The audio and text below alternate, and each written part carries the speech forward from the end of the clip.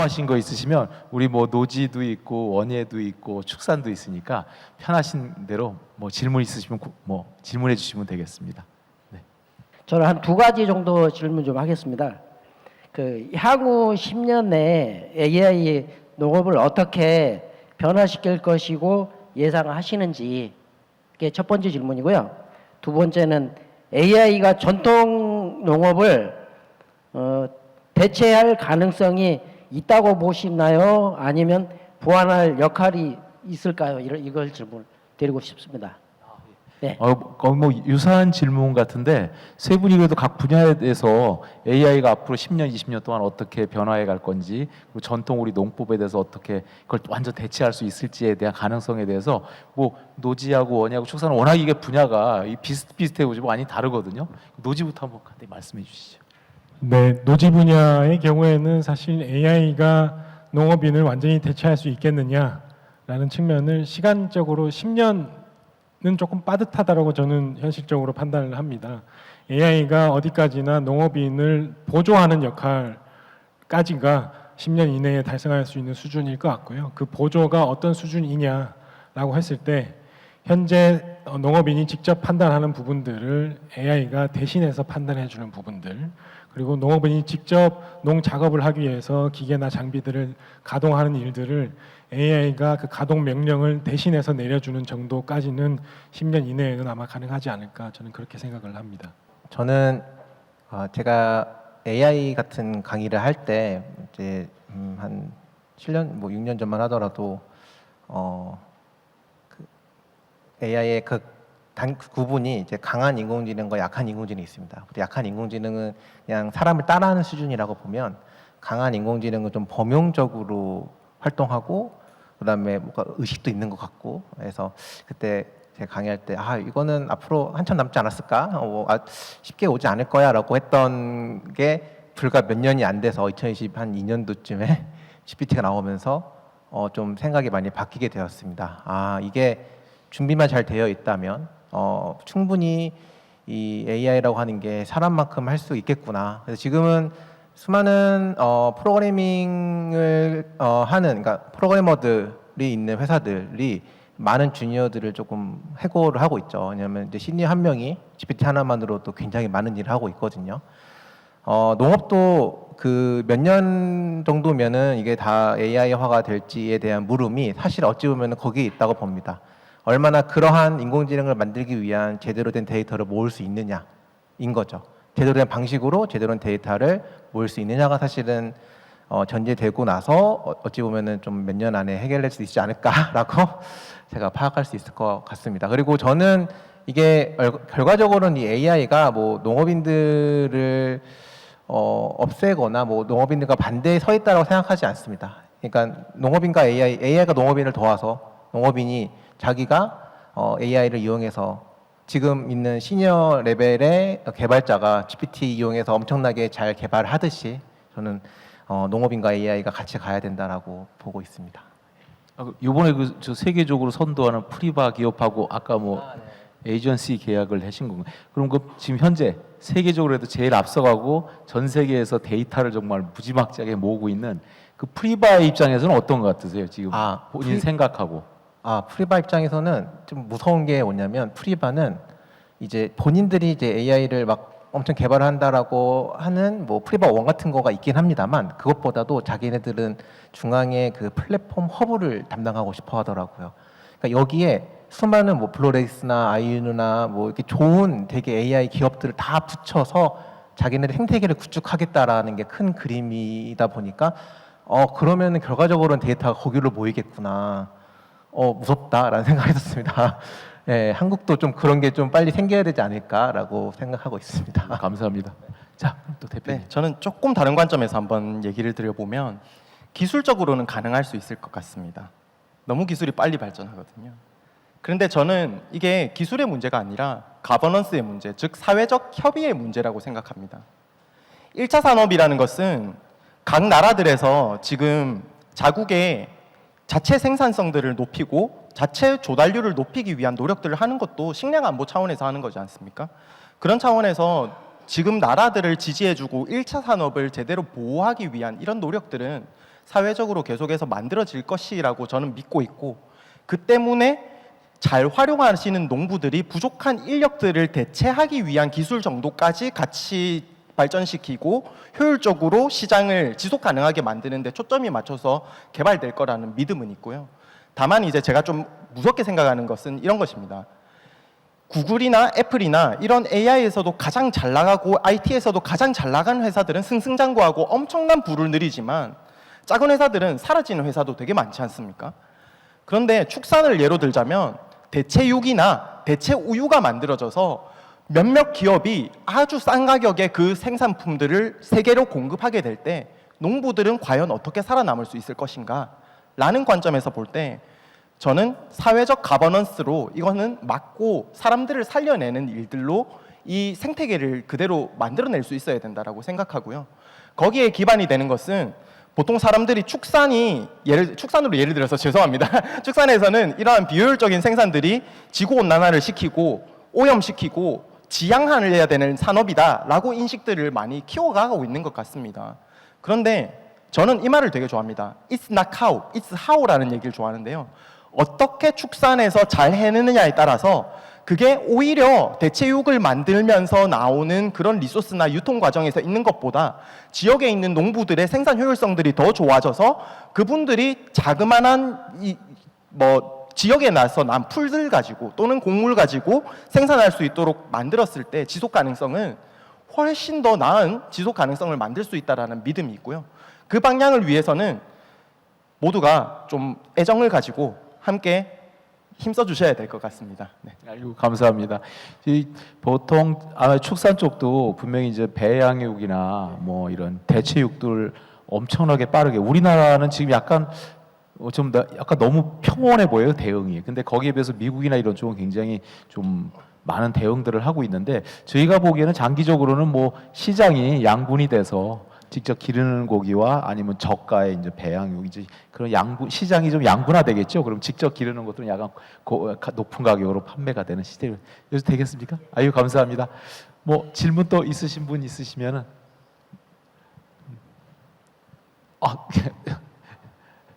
저 뒤쪽에서 먼저 손을 먼저 드셨는데 먼저 질문해 주시죠. 예. 그 농식품 쪽에 AI라 그러면은 그 Artificial Intelligence가 있고 Agricultural Intelligence라고 저는 이렇게 생각한 사람인데, 그 이유는 앞에 말씀하셨다시피 그 기술적인 지능도 있지만 너무 다양한 그 식물과 동물과 그리고 자연환경 이 다양성 때문에 이제 그렇게 상징적으로 표현을 하는데, 세 분에게 뭐 다 해당되는지는 뭐 잘 모르겠습니다만, 제가 듣기로는 어떤 통제된 환경에서 실험도 하고 또 지금 스타트업을 하고 계신데, 실제로 동물이든 생물이든 너무 다양한 쪽에서 그 변화무쌍한 또는 장기적으로 바라볼 때 지금 마지막에 소개해 주신 그런 평균적인 성적이 나오기가 힘든 거로 이해를 하거든요. 그런 측면에서 물론 굉장히 장기적인 과제이기도 하지만 현재 어떤 통제된 실험실적인 또는 온실, 노지 뭐 다 마찬가지로 축산도 마찬가지로 합니다. 그래서 하여튼 그런 AI를 사용했을 때 그 통제된 환경에서 앞으로 가야 될 길이 먼데, 그런 점에서 좀 추가적인 현재는 어느 정도 단계고 앞으로 어떤 또 이슈가 있을 거라는 걸 한두 마디씩만 좀 코멘트 부탁드립니다. 일단 모든 연구들이나 개발 사업들이 이제 말씀하신 것 같이 약간 랩이나 이런 기준에 이론적으로 아니면 스몰 스케일로 시작을 해서 이제 스케일업 단계를 한 다음에 풀 스케일이 이제 농장에 실증이 가고 사업화가 돼야 되는데, 이제 지금 현재 우리 단계가 어느 정도까지 와 있고 또 그 단계가 만약에 저희가 스몰 스케일 수준에 아직 머물러 있다면 그 현장에 풀 스케일로 갔을 때 뭐 그런 전망이나 먼저 노지 쪽 먼저. 노지 분야는 사실 통제된 실험실 환경이라는 데에서 뭐 실험을 하거나 연구를 하고 있지는 않고요. 저희는 실제로 농사를 짓는 실제 농업 환경에서 모든 것들을 이뤄내고 있는 상황이라고 일단 말씀을 드리고 싶습니다. 예를 들어서 사과 과수원을 예로 들면 우리나라의 그냥 농가 1호가 담당하는 사과 과수원의 평균 규모가 약 3,000평 정도 규모이거든요. 그 3,000평 정도 규모의 스마트 과수원이라는 이름에 걸맞는 적당한 수준의 설비는 과연 무엇일까? 어느 정도 설비를 어떤 수준으로 구축하는 게 과연 지금 현재 현장에서 당장 구현 가능하고 접근 가능한 수준의 스마트 과수원일까라는 그런 모델들을 저희가 만들어내는 작업들을 하고 있고요. 그 접근 방식은 첫 번째는 일단 있는 거 없는 거 한번 다 때려 넣어 보자 했더니 3,000평이 한 10억 정도 들더라고요. 그만큼 투자해가지고 3,000평 농사 지어서 사과값 벌어서 그 설비 투자를 복원해낸다. 그건 불가능한 이유고요. 불가능한 일이라고 보고 있고요. 실제 지금 현재 할 수 있는 수준은 한 2천만 원 정도 3,000평에 정도 투자했을 때 일부 데이터를 받아보고 그 데이터를 기반으로 내가 자동으로 물을 주는 정도까지가 현재 과수원에서 할 수 있는 농업인 개개인이 접근 가능한 수준이라고 보시면 될 것 같고, 그것보다 조금 더 진일보한 병이나 해충의 예측이나 그 예측 기반의 방제 혹은 자연재해 사과로 예를 들면 대표적인 게 일소 피해라든가 고온해 혹은 서리 피해 이런 것들을 사전에 예측하고 방제할 수 있는 솔루션까지 포함한다면 3,000평에 한 1억 정도 투자하면 제법 그럴싸한 과수원을 운영할 수 있다 정도가 현재의 모습이라고 말씀을 드릴 수 있을 것 같고, 그 비용이나 단가를 얼마나 더 낮추면서 구현 가능한 기술의 수준을 얼마만큼 높일 거냐 하는 부분들을 저희는 현장 스케일에서 계속해서 탐구하고 연구를 하고 있다고 말씀을 드리고 싶습니다. 그 AI가 과연 얼마나 그런 농업에 잘 적용되고 있냐의 질문이신 것 같습니다. 제가 생각하기에는 사실은 AI가 사실은 뭐 하는 거냐면 예측을 잘하는 거거든요. 뭐로 하면 데이터로 예측을 잘하는 겁니다. 근데 그거를 조금 멋있는 말로 얘기하면 시뮬레이션, 뭐 디지털 트윈 이런 얘기를 합니다. 그러니까 미래를 보는 예언자가 될 수 있다라는 거죠. AI가 잘하면.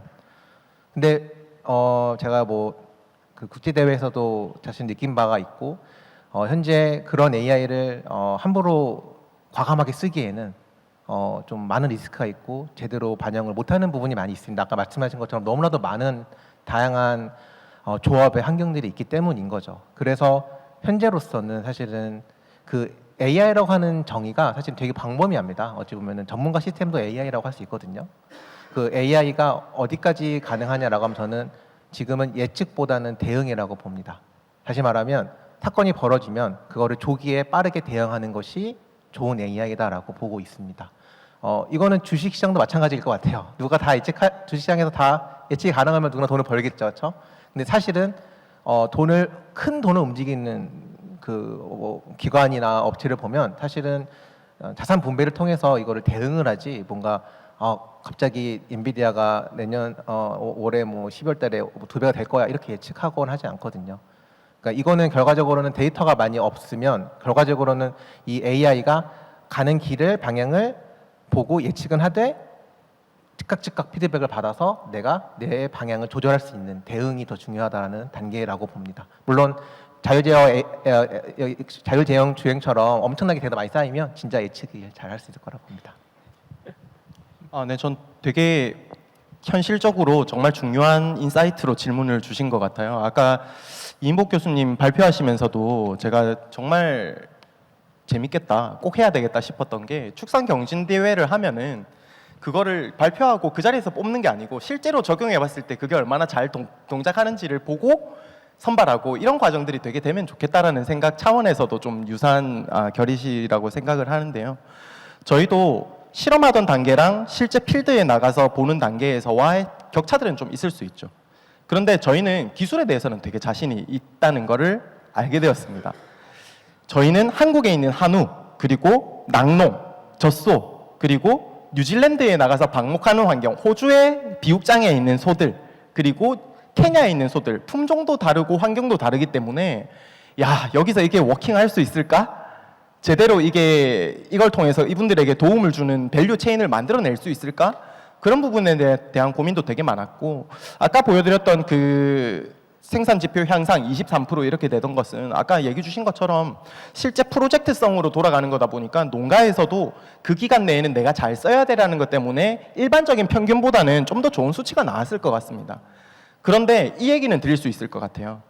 그 성적보다 좀 더 내가 잘 쓰고자 하는 의지를 가지고 있는 농가에서는 더 좋은 성적이 나온 것도 많다는 설명을 드릴 수 있을 것 같은데요. 저는 특히 개발도상국 가서 저희 솔루션들을 도입하는 농가들한테 두 가지 이야기를 합니다. 하나는 우리 기술들에 대한 이해를 너희가 잘하고 활용을 어떻게 할 건지에 대한 지식이 필요하다. 근데 그것보다 더 중요한 하나가 있다.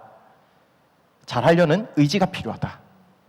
그 의지를 지속해서 가져달라라는 당부를 합니다. 그런데 정말 필드에 나가서 잘 되느냐? 기술이 베이스가 되어 있다고 한다면 그걸 사용하는 사람들이 쉽게 사용할 수 있도록 만들어주고 빨리 접목할 수 있도록 만들어줘야 이렇게 좋은 결과들이 나오는 거거든요, 결국에. 그래서 그런 관점에서 저희는 쉽게 사용할 수 있도록 만들고 그분들이 뭔가 복잡해하지 않고 쉽게 쓸 수 있도록 만들어 드리다 보니까 한국에서는 육종 농가에서도 70대 넘으시는 분이 나 카톡 말고는 아무것도 못 쓰는데 이거 어떻게 쓸 수 있을지 걱정된다 하셨는데 이 메뉴 들어가서 이것만 그러면 보세요 라고 했더니 이제 그거 익숙해지셨대요. 그러면서 질문이 하나씩 더 나오세요.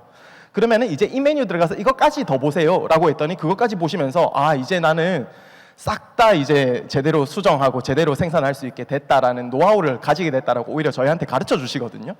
그런 일들이 실제로 현장 필드에서 잘 되게끔 하기 위해서 뭔가 조작된 거 아니냐라는 관점보다는 이게 얼마나 필드에서 잘 붙어서 잘 활용될 수 있도록 만들 것인가라는 고민은 끊임없이 해야 되는 부분인 것 같습니다.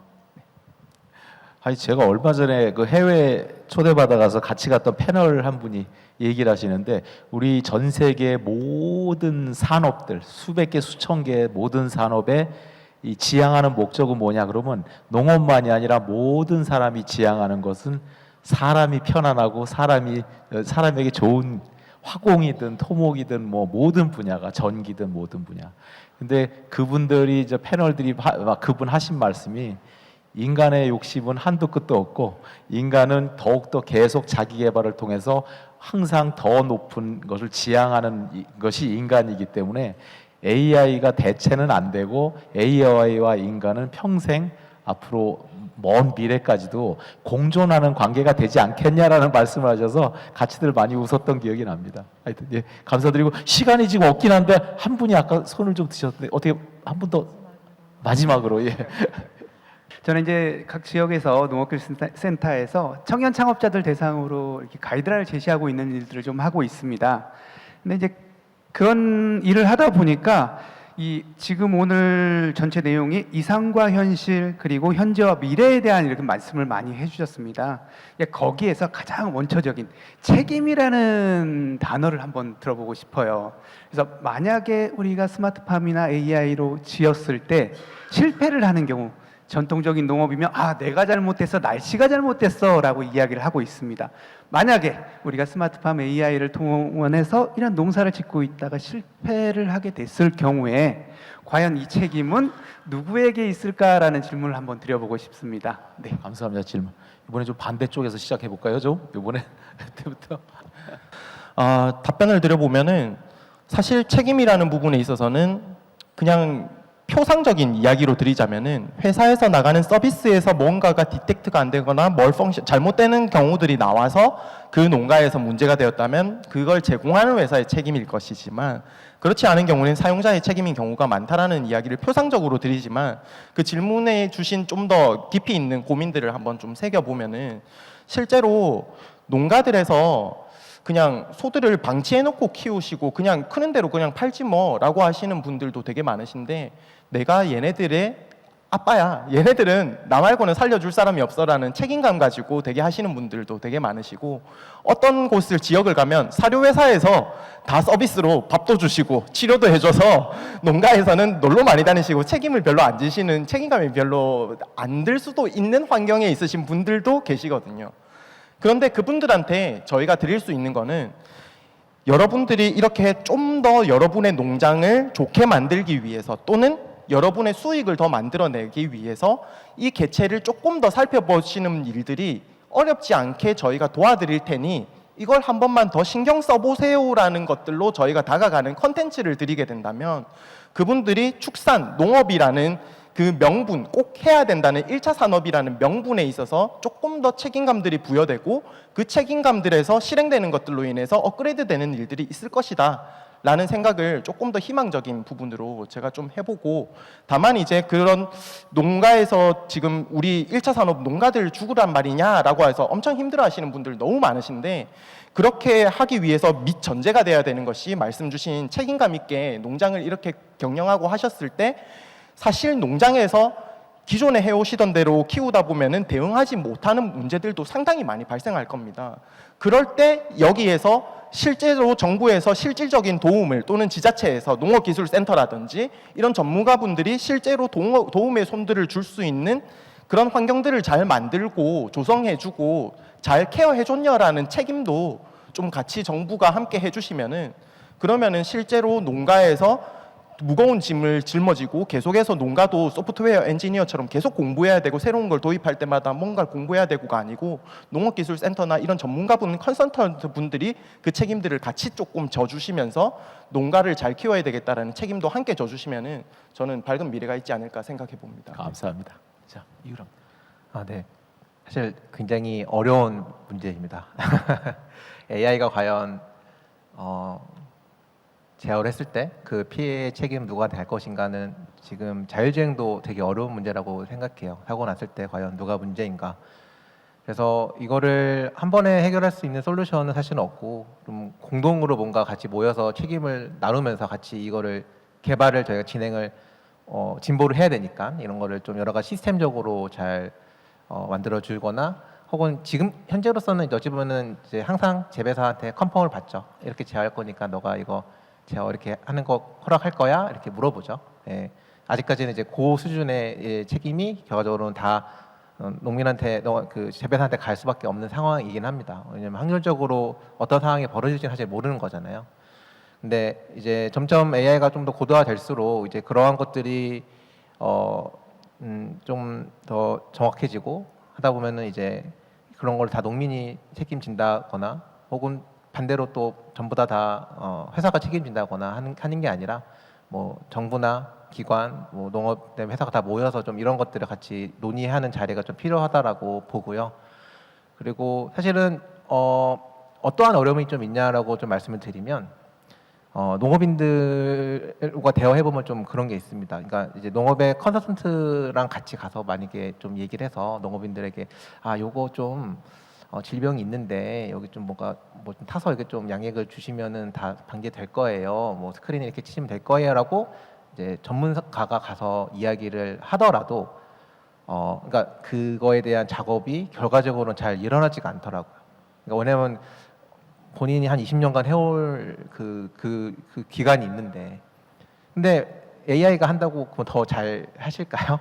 그럼 결과적으로는 그 책임의 문제에 있어서 되게 어려운 상황에 빠지게 될 수밖에는 없습니다. 그 부분에 있어서. 왜냐하면 저희가 어떤 로봇이 전 온실을 다 운영하는 게 아니라 사실은 AI가 사람이랑 같이 발맞춰서 가야 되는 상황이라서, 그래서 그 책임에 대한 소재도 어찌 보면은 그런 관점에서 좀 같이 협의를 하고 같이 동의를 하고, 어디까지 부분에 있어서는 뭐 기업의 책임이라든지 어디까지는 농업인이 안 따라와서 잘 그거에 대해서 문제를 책임지다든지 하는 그런 좀 논의가 있어야 되지 않을까라고 생각을 합니다.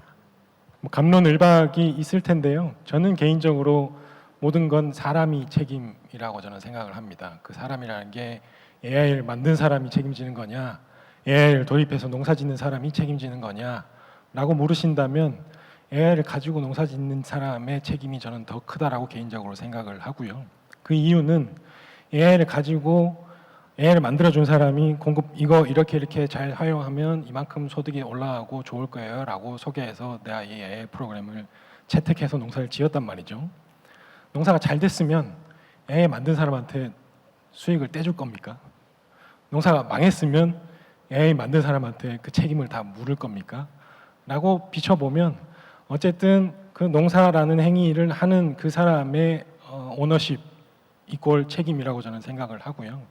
다만 자율주행 자동차가 우리나라에서 아직 법이 통과 못하고 하고 있는 것처럼 이 농업 분야의 AI 활용조차도 그런 AI를 만들어서 공급하는 주체들, AI를 도입해서 활용하는 주체들 간의 어떤 사회적 합의를 이루기 위한 대화와 토론은 끊임없이 이루어져야 된다라고 생각을 합니다. 답변 이걸로 마치도록 하겠습니다. 감사합니다. 하여튼 지금 좋은 말씀 세 분 다 해주셨는데 책임이란 단어가 오니까 저는 잠시 딴 생각하고 있었는데 제가 그러니까 초등학교 학생 때까지만 해도 푸세식 화장실이 있고 똥들을 다 우리가 돈을 주고 똥 푸는 차가 와서 똥을 퍼갔잖아요. 근데 어느 순간 저희가 수세식 화장실이 되면서 이 일반 시민들이 자기가 싼 똥을 옛날에 자기 돈 주고 치우던 거를 지금은 정부가 알아서 다 치워주는 구조잖아요. 지금 저희 축산도 보면은 가장 축산 현안 대표적인 악취 문제든 뭐 에너지 문제든 아니면 저 경축 순환이든 아니면 모든 많은 문제들이 분뇨와 관련되는 게 많습니다. 근데 지금 옛날 그 수천만 명이 싸대던 인간 똥을 치워주는 건 공짜로 딱 바뀌었는데 축산인들한테 이 모든 책임을 전가해 버립니다. 솔직히. 근데 우리가 손을 떼면 이게 뭐 그런 거를 충분히 정부가 그래서 아까 책임이란 게 있어서 그런 AI나 이런 것들이 우리 농민들이나 관련된 산업의 책임도 크지만 정부도 거기에 대한 거는 좀 특히 농업이라는 분야를 저희가 다부처나 이런 다양한 회의를 가면 농업이 너무 관심 밖이에요. 신경을 잘 안 쓴다고 그래야 되나? 그거를 극복하기 위해서는 우리 농업에 종사하는 많은 분들이 정말 목소리를 높여주셔야 되고 한 목소리로 해서 우리가 추구해야 되는 것들이 우리만 농민들만을 위한 것이 아니라 온 국민들을 위해서 농민들이 지금 솔직히 희생을 하는 거거든요, 솔직히. 아니 안 그렇습니까? 지금 많은 게 농지로 묶여갖고 개인 재산들을 지금 솔직히 이게 이거 침해하는 것도 있거든요, 솔직히. 그래서 우리가 뭐 정부 세금을 통해서 우리도 이게 지원을 받고 하는 것들이 그거를 뭐 저희들이 떳떳하게 받을 수 있는 그런 정부에서 지원이라고 생각합니다. 그래서 여러분 모두 저희 다 농업에 저도 어찌어찌하다 농업에 들어와서 이렇게 같이 여러분들도 만나고 같이 좋은 자리 또 서로 논의하고 으쌰으쌰하는 자리들이 있는데 우리 같이 남의 일 보지 같이 하지 마시고 우리 각자 모두가 책임감을 가지시고 우리나라 축산 발전 더욱더 발전이 빠르고 또 우리가 원하는 방향으로 흘러갈 수 있도록 같이 모두 함께 노력들 하시지요. 감사합니다. 여기 늦은 시간까지 자리를 해주셔서 너무 감사합니다. 감사합니다. 감사합니다.